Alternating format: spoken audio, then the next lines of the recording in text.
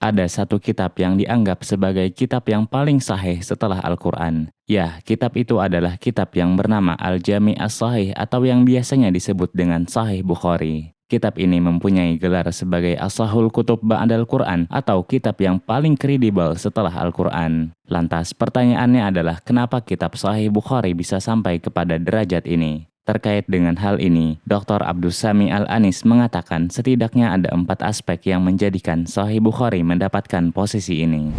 Aspek pertama yaitu sanad. Imam Bukhari mengambil hadis dari para ahli hadis senior pada zamannya. Ia mengembara untuk mengambil hadis dari Bukhara negerinya sendiri, yang kemudian ia lanjutkan ke negeri-negeri Islam lainnya seperti Khurasan, Hijaz, Syam, dan Mesir. Dari pengembaraannya tersebut, tercatat bahwa ia telah mengambil hadis dari kurang lebih 1080 guru dan diantara mereka termasuk pembesar ahli hadis seperti Imam Ahmad bin Hambal dan Yahya bin Ma'in.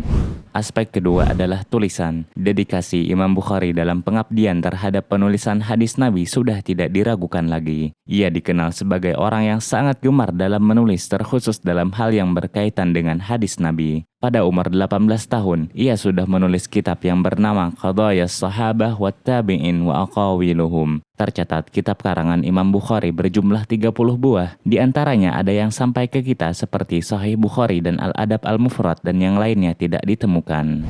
Aspek ketiga yaitu iman dan akhlak. Keimanan kepada Allah dan akhlak adalah hal yang sangat penting apabila kita membicarakan seorang perawi hadis, dan Imam Bukhari adalah orang yang paling menonjol dalam dua hal ini. Diceritakan bahwa ketika ia berniaga, datanglah orang yang menawar barangnya sebesar 5.000 dirham dan Imam Bukhari mengatakan datanglah besok malam. Kemudian besok siangnya datanglah orang lain yang menawar barangnya 10.000 dirham atau 2 kali lipat dari harga yang ditawarkan orang sebelumnya. Maka Imam Bukhari mengatakan, aku sudah meniatkan untuk menjual barang ini kepada orang yang datang tadi malam dan aku tidak akan mengubah niatku. Dalam segi ibadah, Imam Bukhari adalah seorang ahli ibadah. Meskipun dengan kesibukannya dalam ilmu hadis, hal itu tidaklah menghalanginya untuk beribadah. Diriwayatkan bahwa Imam Bukhari menghatamkan Al-Quran pada bulan Ramadan di siang setiap harinya. Selain itu, ia juga selalu melakukan tahajud di setiap malamnya.